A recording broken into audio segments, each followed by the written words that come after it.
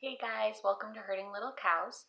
Today is Thursday, October 3rd, and I am 38 weeks and 5 days. There was a little confusion about that because yesterday I was supposed to have an appointment with my midwife. I was supposed to have an ultrasound for my gestational diabetes, and I was supposed to have a midwife appointment afterwards. And they had to close down the office because there were septic problems. So they called and canceled my appointment, and I got rescheduled for today. So everything has been kind of rolling today. So we went to the ultrasound. Baby is doing great. He was doing all his practice breathing and his kicking.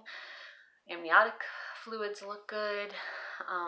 They checked blood, blood in the placenta and the cord. They were checking the rhythm of that or something like that. And then his heart rate and everything. So everything looked good. He's growing well. He's doing what he needs to do. And then I had an appointment with my midwife. My favorite midwife, who I found out is on call all weekend. So that is exciting. If the baby decides to come this weekend, she'll be there.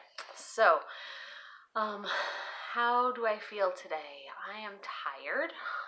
Last night I was having a lot of hard contractions that were waking me up, which can be normal for me at this point, and just trying to figure out when to go to the hospital. So we ended up not going to the hospital, and things calmed down today during the day. So still having contractions, still here, but baby's still happy inside and doing well. So I don't want to rush anything as long as he's handling all the contractions okay. So just trying to rest. My family let me take a 2-hour nap at lunchtime because I hadn't slept well last night. So they took a nap with, I took a nap and they played with everybody else while I did that. So that was really nice. And I don't know, I'm just tired. So I'm doing this video, we're going to upload it, and then I'm going to bed. But my topic of conversation tonight is about holding other people's babies. And this, I talked to somebody today, and this is not about you. If you're watching this video, you just prompted me to have this conversation because I had been having this conversation a couple weeks ago with another new mommy that I knew. So it is fine to ask to hold someone else's baby, but don't expect that mommies want to hand off their babies. I have spent 9 months of throwing up and being exhausted and dealing with all the aches and pains and everything that go with pregnancy, which is wonderful. I love being pregnant even though I have hard pregnancies. I love it because God has made this unique little life to live inside of me, and that is amazing. But when they come out in the world, suddenly people think that I just want to hand my baby to whoever chooses to hold my baby at that moment. And I want to spend some time with my baby on the outside because while everyone thinks that the baby, I do have a unique relationship with the baby. Baby has been inside me for 9 months, and I have a unique relationship. I know when he's awake. I know when he's sleeping. I feel him kick. But I want to develop a unique relationship with him on the outside too. So, all of that being said, baby is also being born into what's coming up to be flu season. I don't know if there's been any flu cases yet, but I know that that's something that could start soon. And I want to do my best to protect my baby, keep my baby as healthy as possible. So if you see me out in town with my baby, or you see me at the store, you see me at church, my baby is probably going to be strapped to me in some type of baby carrying device because I want that closeness with my baby, and I want my baby to feel loved and secure and not get sick. The other thing is I am a nursing mom. I've nursed all of my babies right from the start, and I need to be able to see my baby's cues on whether baby is hungry or not. So baby Malachi is going to be nursed whenever he wants to, whenever he shows any signs of it. And it's harder to read those cues when somebody else is holding my baby, especially if he's crying because he wants mommy, and I can't tell that he's trying to signal that he wants to nurse. So that's another thing. Also, I'm trying to throw out a whole lot of things there to help other moms too, because this isn't just how I feel. This is how some other moms feel too. Also, there's a lot of hormones that go with delivery and the new mom stage. And one thing that can really help mom to deal with those baby blues, there are different things. There's baby blues, which is where new moms just feel that they're up one minute and they're down the next. They're crying, they're upset, they don't know why they're crying. When it lasts longer, that is postpartum depression. I have never dealt with postpartum depression, but I have definitely dealt with baby blues, where you just cry and you don't know why you're crying. You know you should be happy and you are happy, but you're still crying over things. It happens to me in pregnancy too. I cry over everything in pregnancy. But moms who are specifically nursing their babies, their bodies are releasing a hormone that is helping them bond with their babies, which is helping them to not struggle to fight that baby blues as much.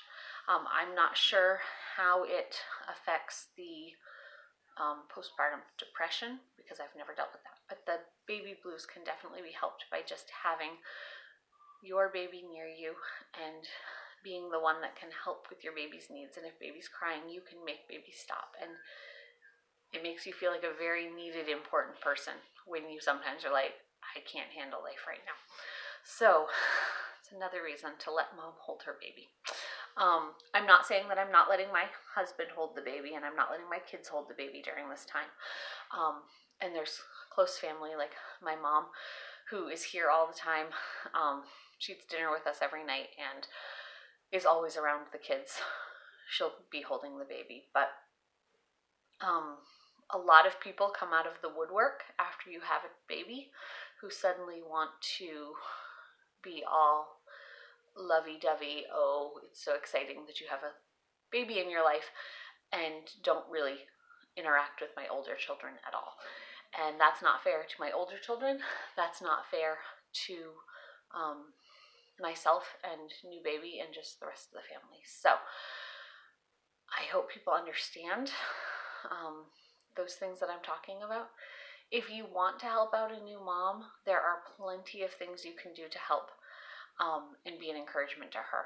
And I know that a new mom who doesn't feel supported, just has somebody around who wants to hold her new baby,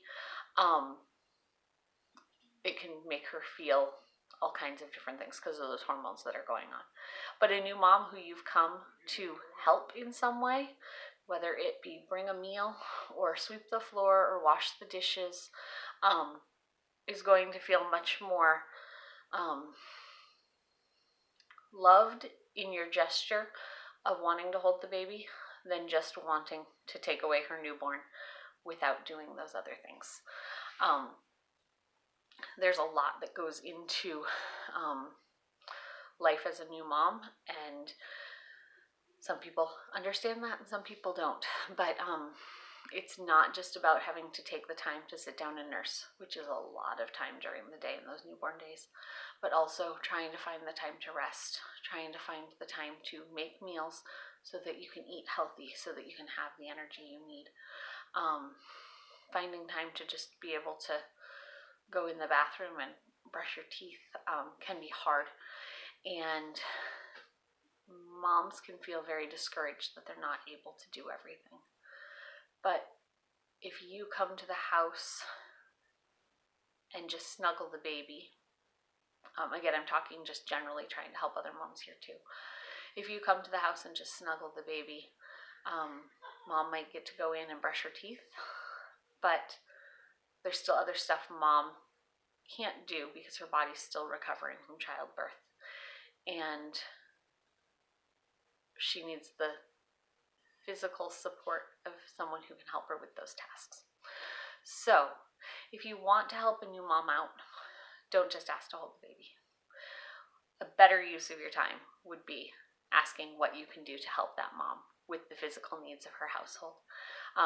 Even if she is a first-time mom, there are still needs in her household that need to be done. I know it's more apparent when she has other kids who are making messes around her, but even a fresh first-time mom needs those supports of people coming around her and encouraging her that yes, this is hard, and yes, we're here to help. Yes, we would like to bless your family in this way. So all of that to say, we don't pass off our newborns easily. So if you're not someone very close to the family, please don't expect to hold our babies for months on end. But if you want to be able to bless a family that's just had a baby, whether near or far, see what you can do for them. Maybe it means sending takeout. If it's somebody who lives far away, you can call them and say, hey, I'm sending pizzas to your house tonight. Or I'm hiring a maid to come in for an hour to help you clean. It doesn't always have to be financial. Sending them a care package that has maybe some nice music and some treats for mom. I remember, I think when I had my first, we had a friend show up at the hospital. Someone I wasn't super close to. It was someone that my husband had been close to before we got married. And she brought me fun socks. She wanted to buy a treat for mom that could last for a while. And so she had a store. She owned a store, and she got me a bunch of fun, just different kinds of socks that were just for me and just were special and something that I could put on and think, look, somebody is thinking about me in this time of transition. So I hope that is an encouragement. God has, if you are a Christian, God has put you as part of a church body. You are part of the church as a whole, and you are meant to help bear one another's burdens. You are meant to be part of this family. And so reach out and see how you can help somebody who is in a tough situation, a new situation, transition, whether it be a new baby, whether it be a death in the family, whether it be a family member's sickness that is causing difficulties with just trying to run the household, maybe a layoff of a job, or a transition of moving to a new city. Maybe you know somebody who recently moved to your church who could just use some encouragement. What is a way that you can bless somebody else that might be in your church body? We will hopefully see this baby soon, but I have another week and 2 days until I'm actually due. We have not gotten, like with our babies, the 7 babies we have, 5 of them would have been out by today. 2 would still be in the belly. And so Malachi is hanging out with these 2. My older girls would like to have this baby tomorrow because it would be on the same birthday as one of our favorite street evangelist friends, Mike Stockwell, and also one of our favorite apologists, Ted Brugenkate. And so they would like to see this baby born tomorrow.